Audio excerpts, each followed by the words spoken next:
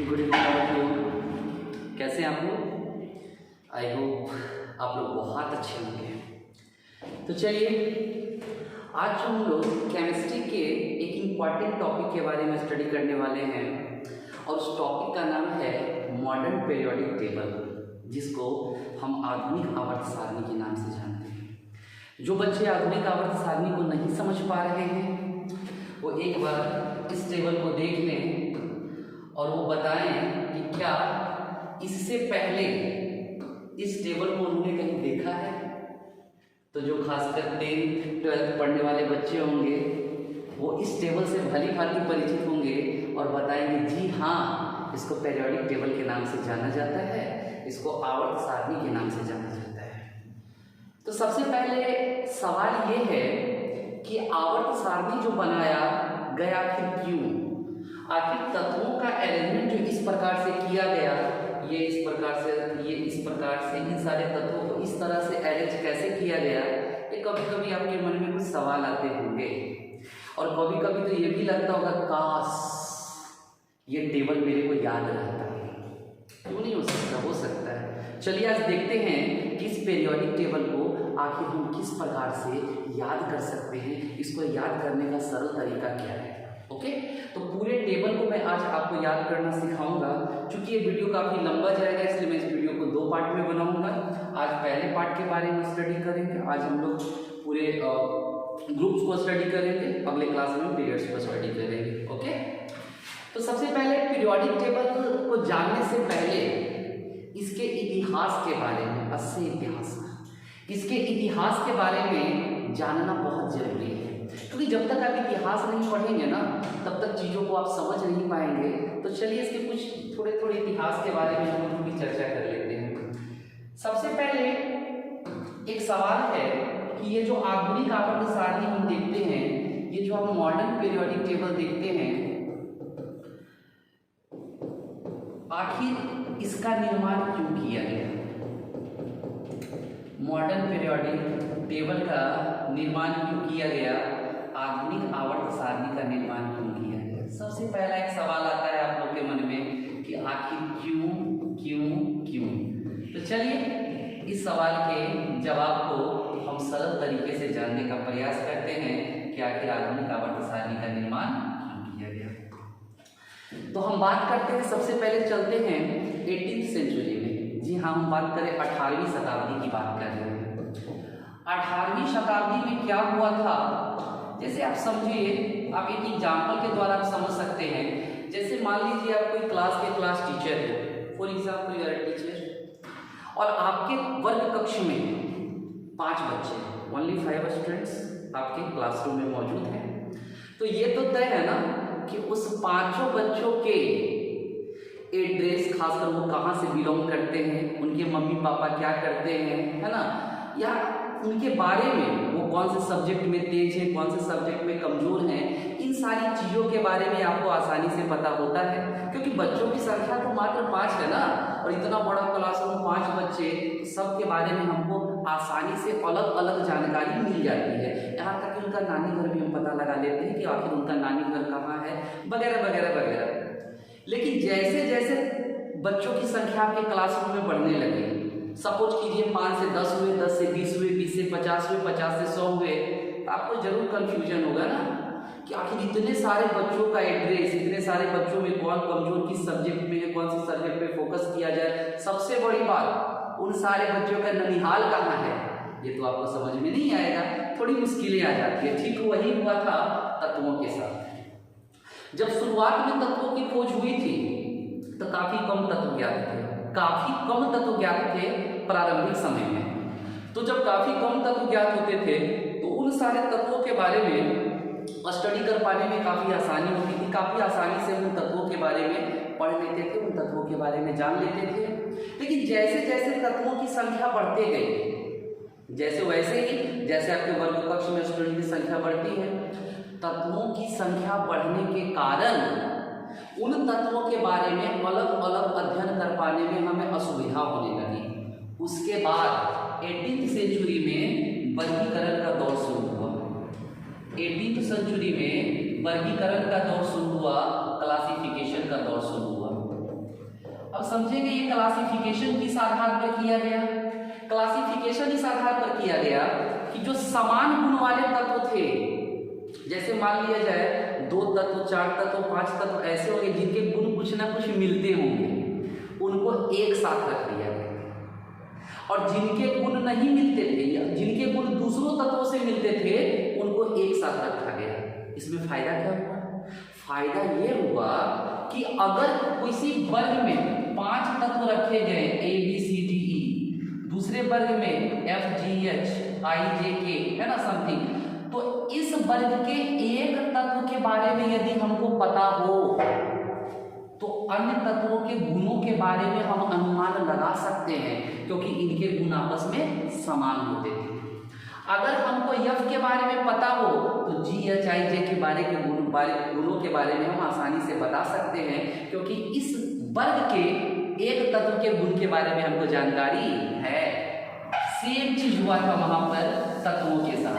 प्रारंभ में जब काफी कम तत्व ज्ञात थे तो शुरू में तत्वों के वर्गीकरण में काफी तत्वों के बारे में जानना काफी आसान होता था वैज्ञानिकों के लिए, लेकिन जैसे जैसे तत्वों की संख्या बढ़ने लगी, मुश्किलें सामने आने लगी, तब जाके वर्गीकरण का दौर शुरू हुआ। वर्गीकरण में क्या किया गया कि समान गुण वाले जो तत्व थे उन तत्वों को एक साथ रखा गया।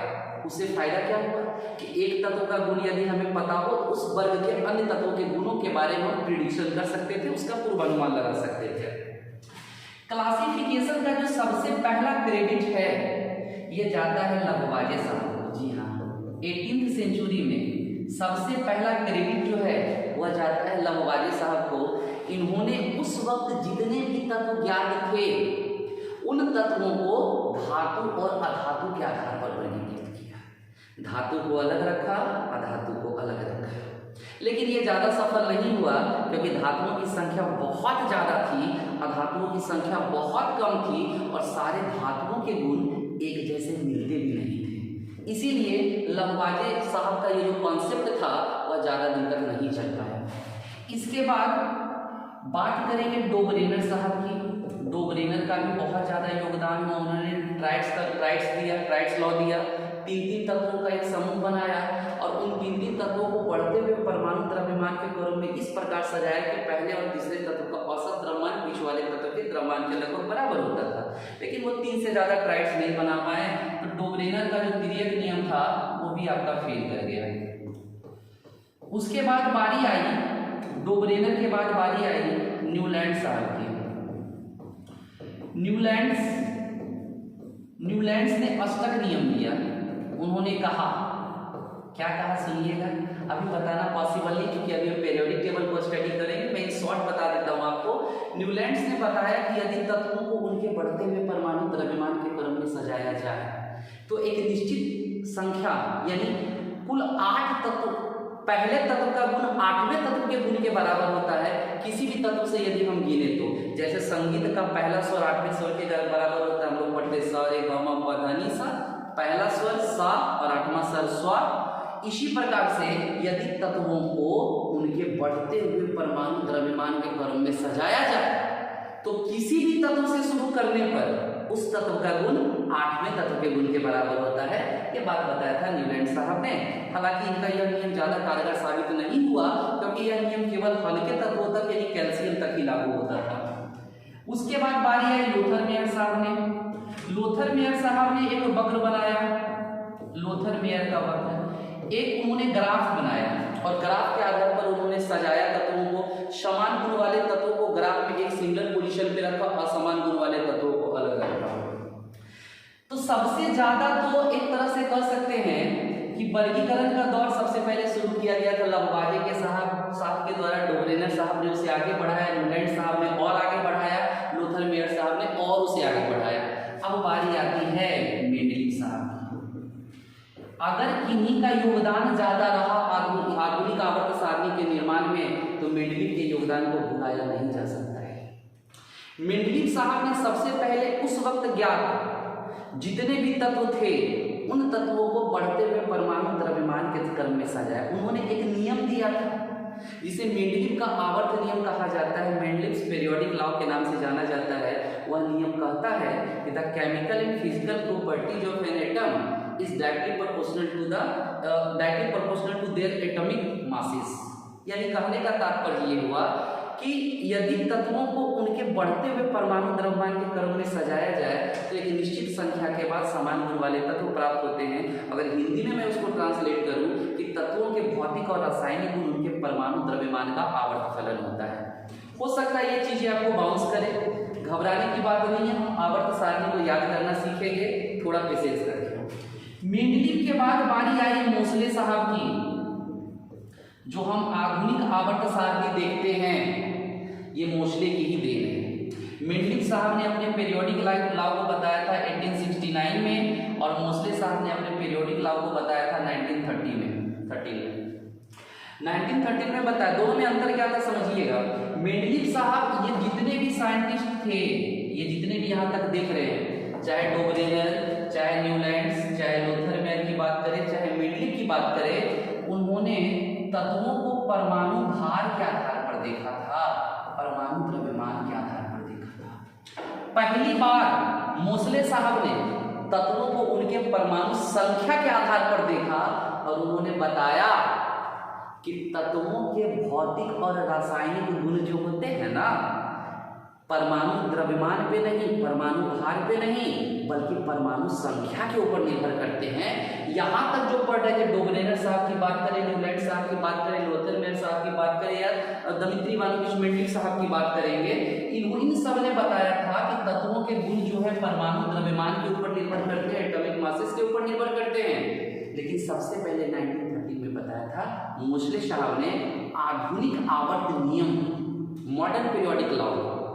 क्या बताया था उन्होंने बताया था the physical and chemical properties of an elements is directly proportional, या डायरेक्टली प्रोपोर्शनल भी कह सकते हो या कह सकते हो depends upon on their atomic numbers.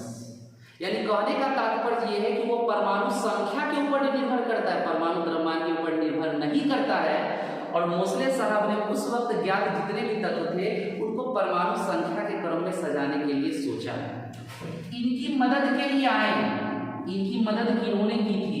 ये क्वेश्चन बड़ा कंफ्यूजन वाला सवाल आता है कि आधुनिक आवर्त सारणी को किसने बनाया।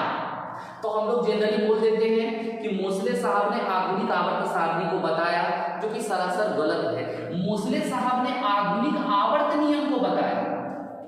ध्यान से समझिएगा, मोसले साहब के द्वारा आधुनिक आवर्त नियम बताए गए थे, आधुनिक आवर्त सारणी नहीं बताया गया था।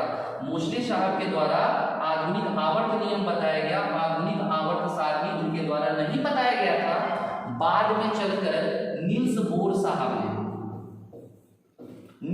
साहब ने एक बोर ब्यूरी प्रोजेक्ट दिया था। उस प्रोजेक्ट के तहत ये जो अरेंजमेंट है ये वार्नर साहब के द्वारा है ना, वार्नर साहब के द्वारा ये जो अरेंजमेंट जो देखते हो आप आधुनिक आवर्त सारणी, इसका जो व्यवस्थित ढंग से ये जो सजाया गया था ना, ये वार्नर साहब के द्वारा क्या किया गया था, सजाया गया था। बोर के कॉन्सेप्ट के आधार पर, नील्स बोर के कॉन्सेप्ट के आधार पर वार्नर और उनके एक सहयोगी थे, उन्होंने ही मिलकर इस आधुनिक आवर्त सारणी को सजाया था। तो कितनी लंबी कहानी हो गई, लगभग 18वीं शताब्दी से शुरू हुई कहानी 20वीं शताब्दी में पहुंच गई। सुन के थोड़ा अजीब लगा, शुरुआत लंबाजे ने किया था, इसको बढ़ाया डोबरेनर साहब ने, फिर योगदान रहा न्यूलैंड साहब का, फिर योगदान रहा लोथरमैन साहब का, फिर योगदान रहा मेंडलीव साहब का। इन सब ने परमाणु द्रव्यमान के आधार पर देखा था। सबसे पहले परमाणु संख्या के आधार पर देखने वाले थे मोसले साहब। उन्होंने एक एक्सपेरिमेंट किया जिसके बारे में फर्दर आगे आने वाले क्लासेस में हम चर्चा करेंगे। मोसले एक्सरे एक्सपेरिमेंट के नाम से उसे जाना जाता है। 1930 में आधुनिक आवर्त नियम का प्रतिपादन किया। उसके बाद बोर साहब का एक प्रोजेक्ट था, बोर ब्यूरी प्रोजेक्ट। इसके बारे में हम पढ़ेंगे जब इलेक्ट्रॉनिक कॉन्फ़िगरेशन के बारे में स्टडी करेंगे। तो बोर साहब ने भी बताया, बोर साहब के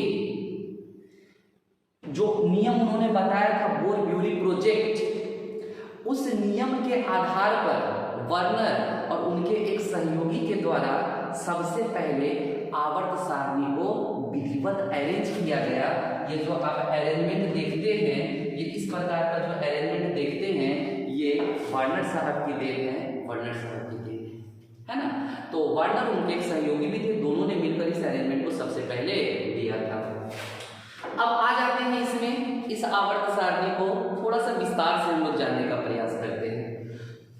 इस आवर्त सारणी में कुल मिला के आप अगर गौर करेंगे, ध्यान देंगे, तो कुल मिला के 1 2 3 4 5 6 7 8 9 10 11 12 13 14 15 16 17 और 18। ये जो हम देख पा रहे हैं, ये जो देख रहे हैं, ये आपका वर्ग कहलाता है। ये जो देख रहे हैं ना, ये आपका वर्ग कहलाता है। ऐसे ऐसे अगर आप गौर करेंगे तो कुल मिला के 18 वर्ग मिलेंगे इसमें। 1 ये 2 3 4 5 6 7 8 9 10 11 12 13 14 15 16 17 और 18। आधुनिक आवर्त सारणी में यदि देखा जाए तो कुल मिला के 18 वर्ग मिलते हैं। 18 18 है ना। इसको ग्रुप के नाम से जाना जाता है। यदि हम ऊपर से नीचे आते हैं तो इसको कहा जाता है ग्रुप, यानी इसको वर्ग के नाम से जाना जाता है। इस बात का विशेष ध्यान रखेंगे। ओके, अब बारी आती है, ये तो हमने पढ़ा वर्ग के बारे में, किस प्रकार से वर्गों का क्लासिफिकेशन किया गया है। 18 वर्ग है कुल मिला के आधुनिक आवर्त सारणी में, ठीक है ना। इसके अलावे अगर आप देखेंगे, है ना, इसके अलावा आप देखेंगे तो इधर से इधर हम जाते हैं तो इसे कहा जाता है आवर्त, जिसको अंग्रेजी में कहते हैं लोग पीरियड। अगर आप गौर करेंगे तो पीरियड्स की संख्या 1 एक पीरियड, ये 2 ये 3 ये 4 ये 5 ये 6 और ये 7। इन दोनों के बारे में हम बता देना चाहते हैं। ये छठे पीरियड का ही है और ये 7वें पीरियड का ही एलिमेंट है। छठे से यहाँ से कट के निकला है 57 से 71 तक, और ये 89 से लेकर 103 तक, 89 से लेकर 103 तक निकला है। अब थोड़ा सा ये तो आपको समझ में आ गया है कि आधुनिक आवर्त सारणी में जो है कुल मिला के 18 वर्ग और 7 आवर्त रखे गए हैं। इन वर्गों को भी 4 ब्लॉक में बांटा गया है। ध्यान से सुनिए, यहाँ तक कि नहीं, इसका क्लासिफिकेशन भी अलग अलग तरीके से किया गया है। इन वर्गों को भी 4 भाग में बांटा गया है। वर्ग 1 और 2 को ध्यान दीजिएगा, हम बात कर रहे हैं कि वर्ग 1 और वर्ग 2 को एस ब्लॉक कहा गया है। 4 ब्लॉक में बांटा गया है, एस ब्लॉक के नाम से जाना गया। वर्ग 1 के तत्वों को और वर्ग 2 को तत्वों को एस ब्लॉक के नाम से जाना गया है। 13 से लेकर 18 तक के जो तत्व है ना, इनको पी ब्लॉक का एलिमेंट कहा जाता है। जी हाँ, इनको पी ब्लॉक का एलिमेंट कहा जाता है। इसके अलावे 3 से लेकर 12 तक के जो एलिमेंट्स हैं, इनको डी ब्लॉक के नाम से जाना जाता है। और बाकी जो नीचे आते हैं, इस ग्रुप को कहा जाता है लैंथेनाइड्स, ठीक है ना। इस ग्रुप को कहा जाता है लैंथेनाइड्स और इस ग्रुप को कहा जाता है एक्टिनाइड्स। ध्यान से समझेंगे यहाँ पर हम लोग। तो ये जो लैंथेनाइड्स और एक्टिनाइड्स आप नीचे देख रहे हैं ना, इनको कहा जाता है एफ ब्लॉक। तो इस तरह से आधुनिक आवर्त सारणी को जो है कुल 4 ब्लॉक में बांट दिया गया है। वर्ग 1 और वर्ग 2 कहलाते हैं एस ब्लॉक के मेंबर। ओके, वर्ग 13, 14, 15, 16, 17 और 18 ये कहलाते हैं पी ब्लॉक के मेंबर। 3, 4, 5, 6, 7, 8, 9, 10, 11 और 12 ये कहलाते हैं डी ब्लॉक के मेंबर। ये पूरे डी ब्लॉक के मेंबर है। बाकी नीचे जो आप देख रहे हैं कुल मिला के 28 एलिमेंट्स, 28 तत्व हैं। ये 14 आपका लैंथेनाइड्स में आएगा और 14 आएगा आपका एक्टिनाइड्स में। 14 एंड 14 28 एलिमेंट जो होते हैं ये एफ ब्लॉक के अंतर्गत आते हैं। ओके, अब सवाल आप ये करेंगे कि कैसे हम पहचानेंगे कि कौन एस ब्लॉक का एलिमेंट है, कौन पी ब्लॉक का एलिमेंट है। एक विशेष बात बता देते हैं। अगर मैं आपसे सवाल करूं यहाँ पे कि भाई बताइए कि एस ब्लॉक में कौन कौन से तत्व आते हैं, आप बोलेंगे सर 1 2 3 4 5 6 7 8 9 10 11 12 13 तत्व है ना। आपने गिन लिया, हाँ सर मैंने तो एस ब्लॉक समझ लिया कि वर्ग 1 और वर्ग 2 के तत्वों को एस ब्लॉक का एलिमेंट्स कहा जाता है। हम गिन रहे 13 है, लेकिन वास्तविकता इससे अलग है। ये जो आप हीलियम देख रहे हैं ना यहाँ पे, भले पी ब्लॉक में रखा गया है, लेकिन वो भी भाई साहब जो है ना एस ब्लॉक का मेंबर है। अगर एस ब्लॉक में तत्वों की संख्या यदि हम देखें, यदि एस ब्लॉक में तत्वों की संख्या देखी जाए तो 7 और 7 कहां से आया? एक यहां से आया। बोल सकते पी ब्लॉक का मेंबर है। अरे भाई पी ब्लॉक में रखा गया है, लेकिन ये है तो एस ब्लॉक का ही मेंबर। कारण समझिए, इसको इलेक्ट्रॉनिक कॉन्फ़िगरेशन जब हम चर्चा करेंगे तो वहां थोड़ा सा मैं बताऊंगा। अभी संक्षेप में मैं बता देना चाहता हूं, क्योंकि बताने के लिए समय मेरे पास कम है। संक्षेप में मैं बता देना चाहता हूं कि यदि किसी तत्व का इलेक्ट्रॉनिक कॉन्फ़िगरेशन करें, इलेक्ट्रॉनिक कॉन्फ़िगरेशन यानी इलेक्ट्रॉनिक विन्यास, इलेक्ट्रॉनिक विन्यास मतलब कक्षावार इलेक्ट्रॉनों का वितरण या ऑर्बिटल वाइज इलेक्ट्रॉनों का डिस्ट्रीब्यूशन। यदि कक्षावार इलेक्ट्रॉनों का वितरण करें और अंतिम इलेक्ट्रॉन यदि s ऑर्बिटल में प्रवेश करेगा तो s ब्लॉक का मेंबर, p ऑर्बिटल में अंतिम इलेक्ट्रॉन जाएगा तो p ब्लॉक का मेंबर, d ब्लॉक में अंतिम इलेक्ट्रॉन जाएगा तो d ब्लॉक का मेंबर, अगर f ब्लॉक में अंतिम इलेक्ट्रॉन जाएगा तो f ब्लॉक का मेंबर। अब ऑर्बिटल वाइज इलेक्ट्रॉनिक कॉन्फ़िगरेशन को हम किसी क्लास में बताएंगे, अभी बस इतना आप लोग समझ लें।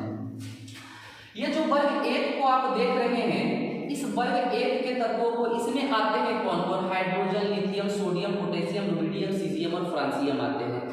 वर्ग 2 में beryllium, magnesium, calcium, strontium, barium और रेडियम आते हैं। ये जो वर्ग 1 वाले तत्व है ना, इनको कहा जाता है अल्कली मेटल्स, क्षारीय धातु के नाम से जाना जाता है।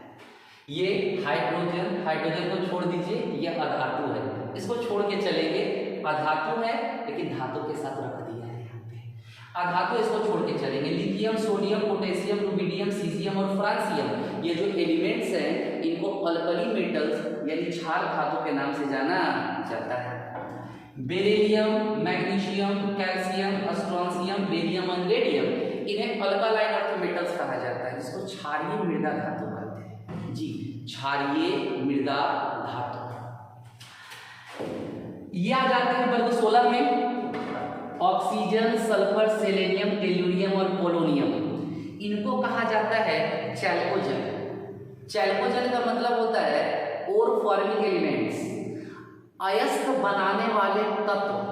अयस्क आप नहीं समझते होंगे तो हम बता देते हैं, जितना भी धातु आप इस्तेमाल में लाते हैं, सोना, चांदी, लोहा, तांबा, है ना, जितनी भी धातुओं का उपयोग करते हैं वे सारे अयस्कों से ही क्या होते हैं? प्राप्त होते हैं। तो अयस्कों का निर्माण करने वाले तत्व ये है ओर फॉर्मिंग एलिमेंट्स है, इसलिए इसे कहा जाता है चैल्कोजन। चैल्कोजन का मतलब ये होता है ओर फॉर्मिंग एलिमेंट्स, अयस्क उत्पादक तत्व। बात करते हैं वर्ग 17 की, तो वर्ग 17 के तत्वों को कहा जाता है हैलोजन।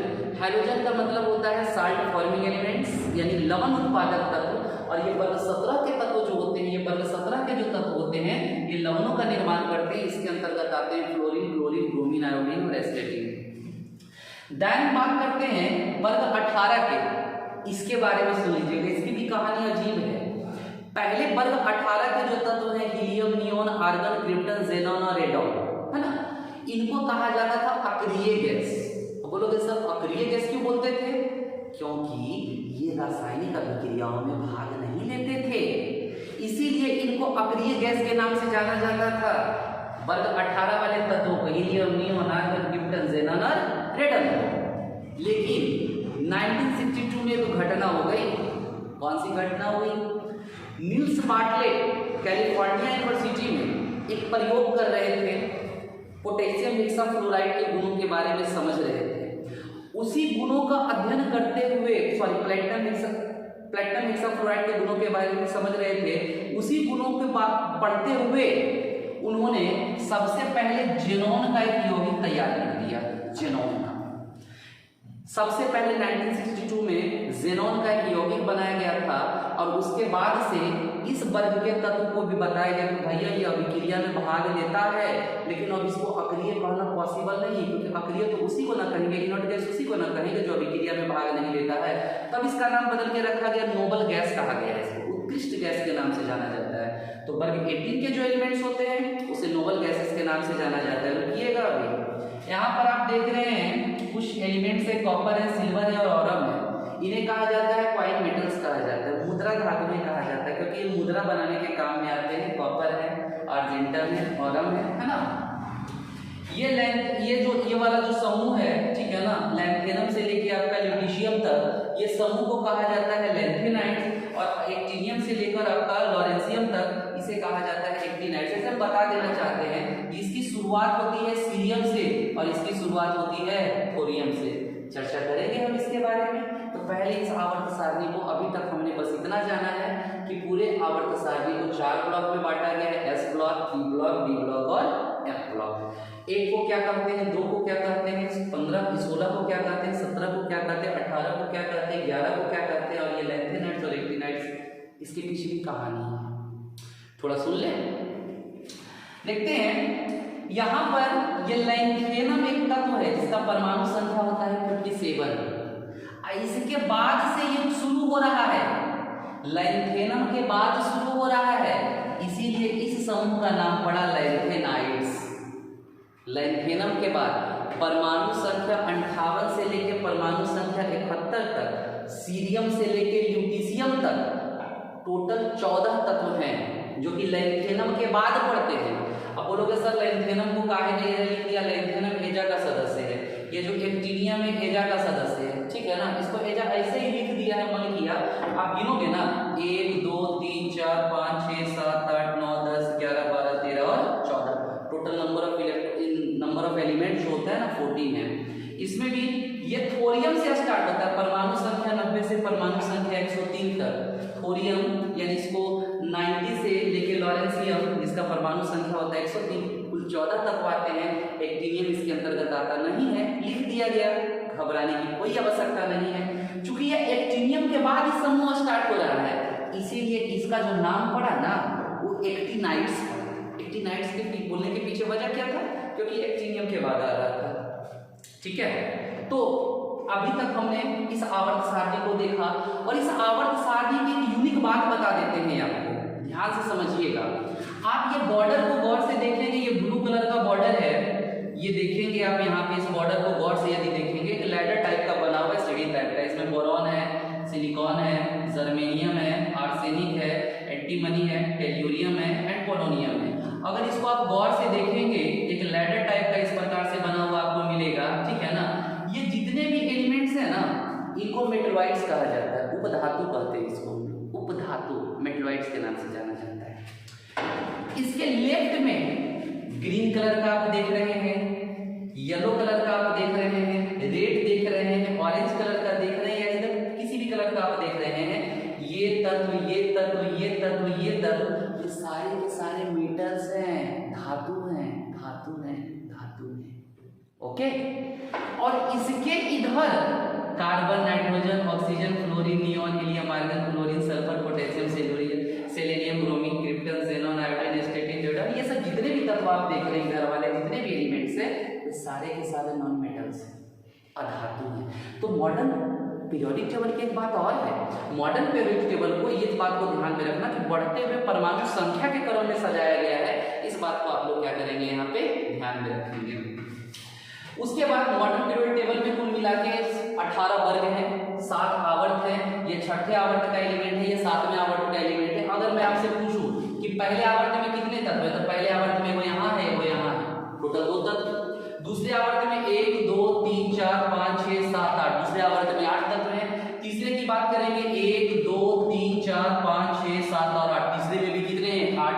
चौथे की बात करेंगे 1 2 3 4 5 6 7 8 9 10 11 12 13 14 15 16 17 और 18। पांचवें की बात करेंगे पहला, दूसरा, तीसरा, चौथा, पांचवा, छठा, सातवां, आठवां, 9 10 11 12 13 14 15 16 17 और 18। पहला में 2, दूसरा में 8, तीसरा में 8, चौथा में 18, पांचवा में 18। छठे की बात करेंगे 1 2, यहाँ तो खाली है, लैंथेनम होना चाहिए, 1 2 3 4 5 6 7 8 9 10 11 12 13 14 15 16 17 18 और 14 32। इस वर्ग में इस आवर्त में टोटल 32 एलिमेंट्स है, इस आवर्त में भी टोटल 32 एलिमेंट्स है, इस आवर्त में 18 एलिमेंट्स है, इसका 14 को नीचे है और इसका भी 14 को नीचे। बोले सर नीचे काहे रख दिया गया, उसके पीछे वजह था, अगर इन तत्वों को इसके बीच में रखा जाता ना तो जो अरेंजमेंट था वो पूरी तरह से गड़बड़ा जाता, है ना। इसीलिए इन तत्वों को जो होता है नीचे की ओर मतलब एक अलग सा समूह बनाकर रखा गया था ताकि इनको एक साथ पढ़ने में सहूलियत हो, इनका अरेंजमेंट व्यवस्थित जो है वो सही तरीके से हो। इनको व्यवस्थित करने वाले के बारे में हमने अभी थोड़ी देर पहले थोड़ा बताया है इसको, ठीक है।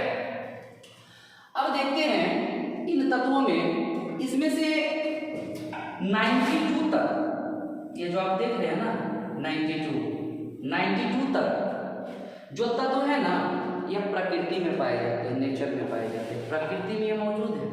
यूरेनियम तत्व, यूरेनियम जिसका परमाणु संख्या होता है 92, ओके, ये नेचर में मौजूद है, प्रकृति में पाए जाते हैं। बाकी 92 के बाद आप देखोगे neptunium, plutonium, americium, curium, berkelium, californium, है ना, ये सब जितने भी तत्व आते हैं, ये सब जितने भी तत्व आते हैं, ये सब जितने भी तत्व आते हैं, ये सारे के सारे ट्रांसयूरेनिक तत्व कहलाते हैं, जिनका प्रयोग जिसको बनाया जो जाता है वह प्रयोगशालाओं में बनाया जाता है। नाभिकीय प्रक्रियाओं के द्वारा इसका निर्माण किया जाता है, नाभिकीय विखंडन की प्रक्रियाओं के द्वारा इस्तेमाल किया जाता है। और एक बात बता देते हैं कि नाभिकीय विखंडन के सिद्धांत पर काम करने वाला जो विध्वंसक हथियार है वो आपका परमाणु बम है, जिसको एटम बम के नाम से जानते हैं। इसी कॉन्सेप्ट पे काम करता है, इसका विखंडन होता है, न्यूक्लियर फ्यूजन होता है, और न्यूक्लियर फ्यूजन नाभिकीय संलयन की प्रक्रिया के आधार पर आपका हाइड्रोजन बम काम करता है, वो भी एक प्रकार का विध्वंसक पदार्थ है। तो उसके बारे में अलग से हम लोग स्टडी कर लेंगे। अभी मैं फिर से बता देना चाहता हूँ, यहाँ पे धातु को अलग रखा गया है, उपधातु को अलग रखा गया, अधातु को अलग रखा गया। इस चीज को आप लोग विशेष रूप से ध्यान दीजिएगा, ओके। देन हमने बताया था यूरेनियम तक के तत्व प्रकृति में पाए जाते हैं, नेचुरल फॉर्म में पाए जाते हैं, प्राकृतिक रूप में पाए जाते हैं। बट आफ्टर यूरेनियम के बाद जितने भी तत्व देख रहे हैं आपने, नेपच्यूनियम देखिए, प्लूटोनियम देखिए, अमेरिशियम देखिए, क्यूरियम देखिए, बर्केलियम देखिए, आप कैलिफोर्नियम देखिए, आइंस्टीनियम देखिए, फर्मियम देखिए, कोई भी एलिमेंट देखिएगा जो 92 के बाद आते हैं, ये सारे के सारे तत्व ट्रांसयूरेनिक तत्व कहलाते हैं, सिंथेटिक एलिमेंट्स कहलाते हैं, संश्लेषित तत्व के नाम से जाने जाते हैं। मतलब इनको प्रयोगशाला में बनाया गया है, ओके। नेक्स्ट, उसके बाद दो बातें आप याद रखना है यहाँ पे। क्या क्या याद रखना है आपको? एक याद रख लीजिएगा टेक्नीशियम जिसका एटॉमिक नंबर होता है 43, और एक याद रखिएगा प्रोमीथियम जिसका परमाणु संख्या होता है प्रोमीथियम 61 होता है, मे बी 61 किधर गया, हाँ यहाँ पे 61 प्रोमीथियम को देखिए। इन दोनों को आप गौर से देखिए, देता है ना कभी कभी टीवी पे, गौर से देखिए, आपको भी बोलना है गौर से देखिए। इन दोनों को गौर से देखिएगा, ये दोनों एलिमेंट 83 से पहले, मैं जो लाइन खींच रहा हूं उस लाइन पे विशेष रूप से ध्यान दीजिएगा। इस लाइन को जो खींच रहा हूं लाइन पे विशेष रूप से ध्यान दीजिएगा, फिर लाइन को मैं मिटा दूंगा, ध्यान दीजिएगा। 83 के बाद जितने भी तत्व हैं, ये सारे के सारे तत्व जो होते हैं ये रेडियो सक्रिय तत्व कहलाते हैं, रेडियो एक्टिव एलिमेंट्स कहलाते हैं। अब बोलोगे सर रेडियो सक्रिय तत्व किसको बोलेंगे? रेडियो सक्रिय तत्व कहने का मतलब वे तत्व है जो लगातार अल्फा, बीटा या गामा रे क्या करते हैं, इमिट करते हैं, उत्सर्जन करते हैं। अल्फा रे, अल्फा किरण, बीटा किरण, गामा किरण लगातार जो इमिट करते हैं, लगातार जो उत्सर्जित करते हैं, वैसे तत्वों को रेडियो सक्रिय तत्व के नाम से जाना जाता है। और गामा रेस के बारे में बता देते हैं, वो आपके बॉडी में भी छेद कर सकता है, इतना ज़्यादा पावरफुल वो रे होता है, आपके बॉडी में छेद कर सकता है। जी हाँ, सही सुना आपने, बिल्कुल शॉर्ट रेंज एक इलेक्ट्रोमैग्नेटिक वेव है वो गामा रे, बहुत ही शक्तिशाली वेव है। मैंने बोला वो आपके शरीर में भी होल करने की क्षमता रखता है, इतना ज़्यादा पावरफुल होता है। हम बात करेंगे इसके पहले 83 के पहले, कोई को बुक लिखता है 90, लेकिन उसके लिए एक मापदंड बनाया गया n/p। अगर n/p का मान 1.5 से ज्यादा, बोलोगे n क्या है सर? n है न्यूट्रॉन की संख्या, p प्रोटॉन की संख्या। अगर इन दोनों का अनुपात किसी भी तत्व के लिए 1.5 से ज्यादा होता है तो वो तत्व रेडियो सक्रिय तत्व कहलाता है। और इसमें बिस्मथ का परमाणु देखो, एक चीज बताते हैं, समझिए न्यूट्रॉन कैसे निकालेंगे, प्रोटॉन कैसे निकालेंगे। बिल्कुल आसान है निकालना न्यूट्रॉन प्रोटॉन को। अगर कभी कोई एलिमेंट आपको इस तरह से मिले, सपोज कीजिए कोई एलिमेंट आपको इस तरह से मिल जाए गलती से, जैसे मान लिया जाए बिस्मथ के बारे में चर्चा करते हैं, बिस्मथ है ना, जिसका एटॉमिक नंबर होता है आपका 83 होता है, और एटॉमिक मास जो होता है अप्रॉक्स 209 होता है। ये ध्यान दीजिएगा। तो ये परमाणु संख्या को रिप्रेजेंट करता है और ये परमाणु द्रव्यमान को रिप्रेजेंट करता है। ये दोनों को यदि घटा देंगे, 9 में 3 गया 6 बचा, 20 में 8 गया 12 बचा, घटा दिए तो आया आपका कितना 126। ये बताता है न्यूट्रॉन की संख्या को, ये बताता है न्यूट्रॉन की संख्या को, ये बताता है प्रोटॉन की संख्या को। तो न्यूट्रॉन प्रोटॉन निकाल लेंगे, इन दोनों को घटा दीजिए, वो बता देगा न्यूट्रॉन की संख्या। तो कहीं कहीं कोई बुक बताता है कि 90 के बाद रेडियो सक्रिय तत्व है, कहीं लिखा होता है 83 के बाद रेडियो सक्रिय तत्व है, तो 83 के बाद ही होता है रेडियो सक्रिय तत्व। लेकिन 83 से पहले भी तो एलिमेंट होता है, उसके बारे में जान लीजिएगा। एक टेक्नीशियम और एक आपका प्रोमीथियम, सॉरी पोलोनियम को मैंने टिक किया, प्रोमीथियम यहाँ पे। एक टेक्नीशियम, एक आपका प्रोमीथियम, दो ऐसे तत्व, एटॉमिक नंबर 43 और एटॉमिक नंबर आपका 61, दो ऐसे तत्व हैं 90 से पहले कहें या 83 से पहले कहें, दो ऐसे तत्व हैं जो कि रेडियो सक्रिय तत्व है। बाकी 83 के बाद कोई बुक लिखा है, कोई बुक आपका बताया है कितना 90 के बाद के तत्व रेडियो सक्रिय तत्व कहलाते हैं। रेडियो सक्रिय तत्व कौन होते हैं? जो लगातार ऊर्जा को इमिट करते हैं, जो लगातार ऊर्जा का उत्सर्जन करते हैं, उन तत्वों को रेडियो सक्रिय तत्व के नाम से जाना जाता है। और भी बहुत सारी चीजें इसमें है पढ़नी, जैसे मान लिया जाए, अब सबसे पहले ये तो हमने बताया पीरियोडिक टेबल के बारे में, इसके बारे में और हम लोग आगे फर्दर चर्चा करेंगे, बिल्कुल करेंगे। लेकिन पहले हम लोग कुछ ग्रुप्स के, आज हम लोग कुछ ग्रुप्स के नाम को किस प्रकार से याद रखना है, उसके कुछ ट्रिक्स के बारे में हम लोग थोड़ा सा पढ़ लें, तो मेरे को लग रहा है बेहतर है। स्क्रीनशॉट लेना है ले सकते हैं, बाकी इसको मैं हटा रहा हूँ। आई होप एक बार वीडियो को आप रिपीट करके देखिएगा, चीजें आपको बढ़िया से समझ में आना शुरू हो जाएगा। देखते हैं, आगे बढ़ते हैं थोड़ा सा। उसके बाद हमने बताया, ठीक है ना, उसके बाद मैं चर्चा कर रहा हूँ कि आखिर किस प्रकार से हम पीरियोडिक टेबल को याद करेंगे, कैसे हम लोग उसको याद कर सकते हैं, किस प्रकार से याद करेंगे। तो मैं ग्रुप वाइज बता रहा हूँ, बिल्कुल ही एक डिफरेंट और एक कह सकते हैं कि फनी तरीका है याद करने का। अगर आप कंटिन्यू इस वीडियो को लगातार 2 वीडियो देखेंगे तो मैं उम्मीद करता हूँ कि आप पीरियोडिक टेबल को याद करना सीख जाएंगे। ओके, सबसे पहले हम चर्चा करते हैं ग्रुप 1 के तत्वों को कैसे याद किया जाए।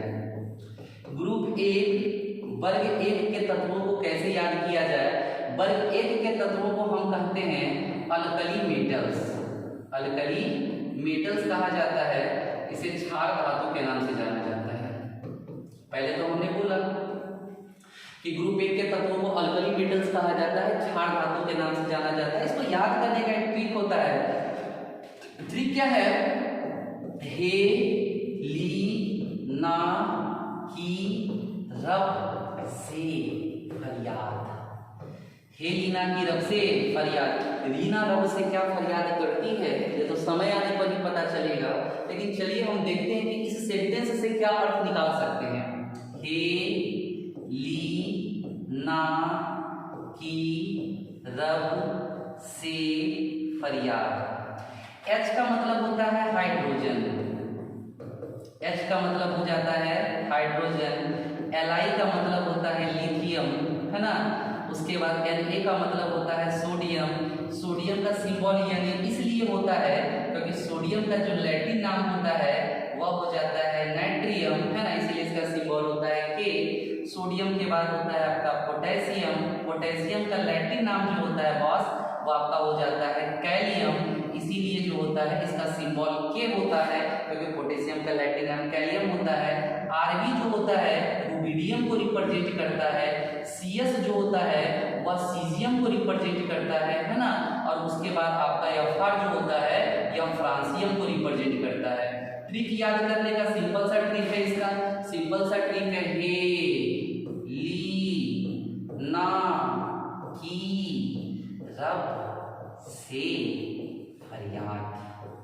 हे लीना की रब से फरियाद।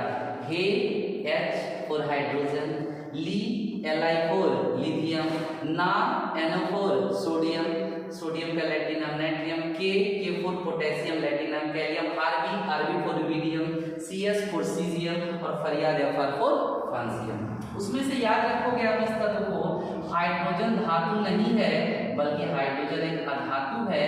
और जितनी भी गैस होती है ना वो सारी की सारी अधातु होते हैं, सारे के सारे नॉन मेटल्स होते हैं। ये अधातु जो होते हैं उनको अंग्रेजी में नॉन मेटल्स के नाम से जाना जाता है। ये ध्यान रखेंगे आप लोग। क्लियर? तो ग्रुप 1 के तत्वों को क्षार धातु अल्कली मेटल्स के नाम से जाना जाता है। उनको याद करने का ट्रिक होता है हे लीना की रब से फरियाद। H का मतलब hydrogen, Li lithium, Na sodium, K potassium, Rb rubidium, Cs caesium और Fr फ्रांसियम।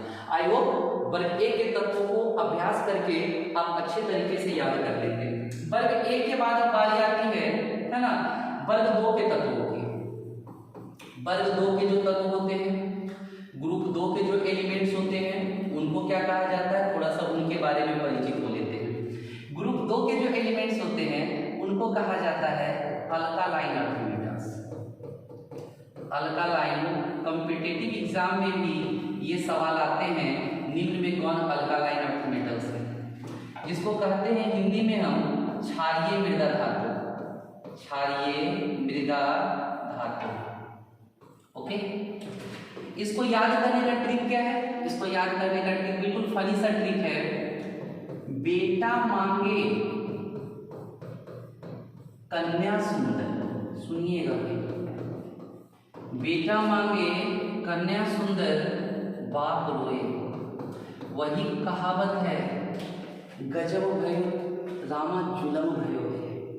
बेटा मांगे कन्या सुंदर बाप रोए। चलिए इसको याद करते हैं। बेटा मांगे कन्या सुंदर, बेटा मांगे कन्या सुंदर बाप रोए। जी सही सुना आपने। Be रिप्रेजेंट करता है बेरिलियम को, Be बेरिलियम को रिप्रेजेंट करता है, Mg रिप्रेजेंट करता है मैग्नीशियम को, देन Ca रिप्रेजेंट करता है कैल्शियम को, देन Sr रिप्रेजेंट करता है स्ट्रोंशियम को, स्ट्रोंशियम को रिप्रेजेंट करता है, Ba रिप्रेजेंट करता है बेरियम को और Ra रिप्रेजेंट करता है रेडियम को। मैं परमाणु संख्या भी याद करना सिखा दूंगा, टेबल भी बनाना सिखा दूंगा, थोड़ा सा पेशेंस रखें। Be सिंपल सा है ट्रिक इसका। Be यानी बेटा, Mg यानी मांगे, Ca यानी कन्या, Sr मतलब सुंदर, है ना, Ba बाप रोए। आजकल के बेटों की कहानी जो है ना बड़ी अजीब है, बहुत अजीब देखने को मिलेगा, पता नहीं। चलिए अलग अलग जमाना। हम बात करते हैं ग्रुप 2 के तत्वों को याद करते हैं। ट्रिक इसका बिल्कुल सिंपल सा है। बेटा मांगे कन्या सुंदर बाप रोए, बेटा मांगे कन्या सुंदर बाप रोए, beryllium, magnesium, calcium, strontium, barium और रेडियम। अगर एटॉमिक नंबर बोलोगे सर बता दीजिए यहाँ पर, इसका 4 होता है, इसका 12 होता है, इसका 20 होता है ना, इसका 38 होता है, 38 होता है, इसका 56 होता है और इसका 88 होता है। ठीक है, तो वर्ग 2 को हम लोग इस तरह से याद कर सकते हैं, बेटा मांगे। वर्ग 2 के बाद सीधे हम लोग मूव करते हैं वर्ग 13 में। अब बोलोगे सर बाकी का क्या, 3, 4, 5, 6, 7। अरे भाई रुक जाइए, अभी तो शुरुआत है, मैंने खत्म कहाँ किया है। मैं जब तक आपको पूरा टेबल याद करना नहीं सिखा देता, रात के 10:30 बज रहे, सोने वाला नहीं है, ठीक है ना। वर्ग 13 ग्रुप 13 के तत्वों को हम लोग किस प्रकार से याद करेंगे, इसका ट्रिक क्या होता है, ध्यान से सुनेंगे। इसका ट्रिक होता है सिंपल सा, क्यूट सा, प्यारा सा। इसका ट्रिक जो होता है वो हो जाता है बाल गंगाधर। आप लोग शक्तिमान देखे कि नहीं देखे पता नहीं, हम तो प्राचीन काल के मानव हैं, आदि मानव भी कह सकते हैं। हम उस जमाने के जिस जमाने में शक्तिमान चटाइयों पर बैठकर देखा करते थे, आपकी तो कहानी अलग है। बाल गंगाधर इंडियन तिलक। आज तो सबके हाथ में जो है ना टीवी सीडी वाला फोन है। हम उस जमाने के बंदे हैं जहाँ रामायण देखने के लिए ना घर से लोग टेलीविजन निकालते थे, सामने लगाते थे, हम लोग चटाइयों पर रखकर खिड़की से झांकते थे। और आज तो हर हाथ में टीवी सीडी वाला फोन है, लगा लिए हेलो गूगल, हाय गूगल कर दिए, आ गया। चलिए कोई बात नहीं, जमाने की बात है। हाँ, तो हम याद करें ग्रुप 13 को। ट्रिक इसका है बाल गंगाधर इंडियन तिलक। कैसे इसको याद करेंगे देखते हैं हम लोग। इसको याद करेंगे हम लोग, बाल गंगाधर इंडियन तिलक, बाल गंगाधर इंडियन तिलक। B4 होता है बोरॉन, Al4 होता है एल्यूमिनियम, Ga4 होता है गैलियम, ओके। IN4 होता है इंडियम और TL4 होता है थैलियम। ट्रिक इसको याद करने का क्या है? ट्रिक इसको याद करने का सिंपल सा हमने बताया है, सिंपल सा ट्रिक है ना। बाल गंगाधर इंडियन तिलक, बाल गंगाधर इंडियन तिलक, B4 boron, AL4 aluminium, GO4 gallium, IN4 indium और TL4 थैलियम। इस तरह से ग्रुप 13 को हम लोग क्या कर सकते हैं, याद कर सकते हैं। ग्रुप 13 के बाद बारी आती है ग्रुप 14 की। ग्रुप 14 को कैसे याद करेंगे? ग्रुप 14 को कैसे याद करेंगे? वर्ग 14 को कैसे याद करेंगे, है ना। सिंपल है। एक बार क्या हुआ था ना, मेरे को बोला गया था क्लासरूम में, मैं जब पढ़ता था, प्राचीन काल की बात बता रहा हूँ, आज से 1000-1500 साल पहले की बात है ये। जब मैं क्लासरूम में पढ़ता था, है ना, तो उस वक्त मेरे को बताया गया था, कोई बच्चे ने बता दिया कि भाई चलो उनको क्लास में गाना गाओ। मॉनिटर था, हमको गाना गवा रहा था। मैंने उससे पूछा कौन सी गीत सुनाऊं प्यारे, कौन सी गीत सुनना पसंद करोगे? उसी ट्रिक पे ये है आपका, कौन सी गीत सुनाऊं प्यारे, कौन सी गीत सुनाऊं प्यारे, कौन सा आप सुनोगे? आप बता भी तो दो, कौन सी गीत सुनाऊं प्यारे। कैसे इसको याद करेंगे, ध्यान देंगे। कौन सी गीत सुनाऊं प्यारे। सी का मतलब होता है कार्बन, SI का मतलब होता है सिलिकॉन, GE का मतलब होता है जर्मेनियम, SN का मतलब होता है टीन या सीसा। घर वाला सीसा नहीं, धातु वाला सीसा। बहुत सारा बच्चा सोचता घर में जो शीशा रहता है ना, जिसमें सुबह सुबह कोबड़ा में देखते हैं, वो वाला शीशा नहीं है, ध्यान में रखेंगे। ये शीशा अलग है, ये लेड धातु है ना, लेड का, सॉरी टीन या शीशा कहते हैं, सॉरी टीन ही कहते हैं, शीशा इसको कहते हैं, है ना, टीन कहा जाता है, शीशा अलग होता है, शीशा ये नीचे वाला है, मिस्टेक था, है ना, हो गया। चलो देखिए, टीन इसका लैटिन नाम जो होता है ना, यह अस्टैनम होता है, अस्टैनम, इसीलिए इसका सिंबल क्या होता है, SN। पीबी को कहते हैं लेड, इसी को कहते हैं शीशा, थोड़ा मिस्टेक हो गया था, है ना। लेड यानी शीशा, इसी को कहते हैं। इसका लैटिन नाम जो होता है पलम्बम होता है, पलम्बम, इसीलिए इसका संकेत होता है पीबी और इसका संकेत होता है SN। तो कौन सी गीत सुनाऊं प्यारे ट्रिक था, बिल्कुल एक प्यारा सा ट्रिक था, हम लोग याद किए हैं। कौन सी, मेरे पास इंद्रधनुष है, इंद्रधनुष आप लोग समझते हैं? नहीं तो बताते हैं। कौन सी गीत सुनाऊं प्यारे, है ना।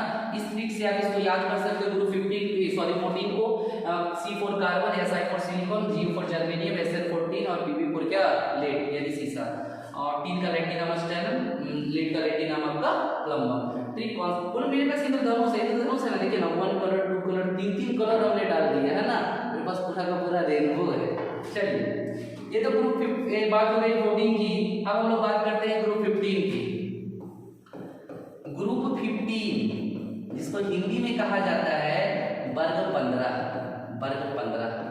वर्ग 15 के तत्वों को कैसे याद करेंगे? बिल्कुल आसान है। हम लोग थोड़ा बॉलीवुड की फिल्में देखते हैं, हाँ हम लोग बॉलीवुड की फिल्में देखते हैं, उनका एक ट्रिक होता है नाना पाटेकर, नाना पाटेकर ऐश्वर्या सब बीमार, नाना पाटेकर ऐश्वर्या सब बीमार, सही सुना आपने। पता नहीं पूरे बॉलीवुड को क्या हो गया है, ऐश्वर्या सब बीमार, देखते हैं क्यों बीमार पड़े। एल से हो गया आपका नाना, पी से हो गया आपका पाटेकर, है ना, एस से हो गया आपका ऐश्वर्या। बॉलीवुड फिल्में जो देखते होंगे उनको जल्द ये याद हो जाएगा। एसबी एंटीमनी, एंटीमनी, इसका लैटिन नाम होता है अस्टिबियम, एंड BI4 होता है आपका बिस्मथ, बिस्मथ। सिंपल सा ट्रिक है, नाना, सॉरी क्या कर दिया, हाँ कोई नहीं, मेरे पास इरेजर भी है, इरेजर है मेरे पास, कोई नहीं। देखते, N4 होता है आपका नाइट्रोजन, N4 होता है आपका नाइट्रोजन, P4 होता है आपका फास्फोरस। एक्चुअल होता है क्या ना, 10:30 बज रहा है, मेरे को नींद भी आ रहा है, लेकिन 18 तक बताना, इसलिए आप थोड़ा पेशेंस रखें। AS4 होता है आर्सेनिक, AS4 होता है Sb4 होता है एंटीमनी एंड Bi4 होता है बिस्मथ। नाना पार्टिकल ऐश्वर्या, नाना पार्टिकल ऐश्वर्या, सब बीमार, सारे के सारे बीमार, पूरा का पूरा बॉलीवुड बीमार पड़ गया। पता नहीं को क्यों सारा का सारा मूवी फ्लॉप हो रहा है, सारे के सारे बीमार पड़ गए। नाना पार्टिकल ऐश्वर्या सब बीमार। ग्रुप 15 को आप ऐसे याद करोगे ट्रिक के द्वारा, नाइट्रोजन फास्फोरस आर्सेनिक एंटीमनी और बिस्मथ। N4 नाना, P4 particle, AS4 Aishwarya, Sb4 antimony और Bi4। चलिए ये ग्रुप 15 है। नेक्स्ट हम लोग देखेंगे वर्ग 16। वर्ग 16 के तत्वों को याद करेंगे, ग्रुप 16 के तत्वों को याद करेंगे। वर्ग 16 के तत्वों को कैसे याद करेंगे, ध्यान पूर्वक देखिए। पहले तो वर्ग 16 के तत्व जो होता है ना, उनको कहा जाता है चैल्कोजन, ये समझ लीजिएगा। इनको कहा जाता है चैल्कोजन, और चैल्कोजन का मतलब होता है, चैल्कोजन का अर्थ होता है ओर फॉर्मिंग एलिमेंट्स, ओर फॉर्मिंग एलिमेंट्स। ओर फॉर्मिंग एलिमेंट्स को हिंदी में कहा जाता है लवण। पता नहीं नींद आ रहा है, बता रहा हूँ बात, लिखने का क्या लिख रहा है क्या, कोई बात नहीं, आधे घंटे बाद सो जाऊंगा। चलिए देखते हैं। इसको कहा जाता है अयस्क उत्पादक तत्व, अयस्क उत्पादक तत्व कहा जाता है। अयस्क से ही धातु प्राप्त होता है, सोना चांदी जो पहनते हैं ना आप लोग, सब धातु अयस्कों से प्राप्त होता है। इसको याद करने का तरीका है उससे टीपो, सिंपल सा ट्रिक है, उससे टीपो, उससे टीपो। कैसे याद करेंगे, उससे टीपो, उससे टीपो, उससे टीपो, उससे टीपो। ओ का मतलब होता है आपका ऑक्सीजन, ओ बोले तो ऑक्सीजन, एस बोले तो सल्फर, ऐसी बोले तो आपका सेलेनियम, हाँ सेलेनियम। देन टी बोले तो आपका टेल्यूरियम, बहुत ही क्यूट सा टेल्यूरियम है यहाँ पे। और पीओ बोले तो आपका पोलोनियम, पीओ बोले तो पोलोनियम, बहुत ही क्यूट सा पोलोनियम है। ट्रिक याद करने का, उस से टीपो, उससे टीपो, उससे टीपो।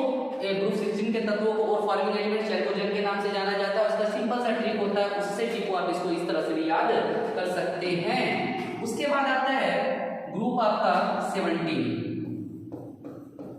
ग्रुप 17 जिसको कहा जाता है वर्ग 17। अब सोचेंगे कि वर्ग 17 के तत्वों को कैसे याद करेंगे। एक्चुअली कोरोना का समय था, सबको घर से बाहर निकलने के लिए मना किया गया था। पुलिस ने बच्चे को एक गेट पे बैठा के रखा था, बोला इस घर से कोई निकलना नहीं चाहिए। पुलिस आई, बच्चे ने बता दिया, सर फिर कल बाहर आई आंटी, कल फिर से बाहर आई आंटी।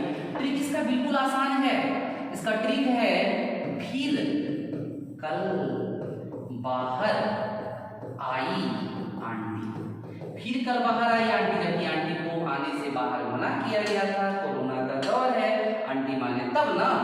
ग्रुप 17 के तत्वों को कहा जाता है हैलोजन, हैलोजन। हैलोजन का मतलब वो बल्ब वाला हैलोजन नहीं होता है भाई, हैलोजन का मतलब होता है, हैलोजन का मतलब होता है salt forming elements, salt forming elements कहा जाता है हैलोजन, बोले तो साल्ट फॉर्मिंग एलिमेंट्स। इसको हिंदी में कहते हैं लवण उत्पादक तत्व, लवण उत्पादक तत्व के नाम से इसे जाना जाता है।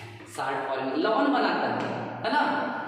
ट्रिक इसको याद करने का, फिर कल बाहर आई आंटी, फिर कल बाहर आई आंटी, है ना।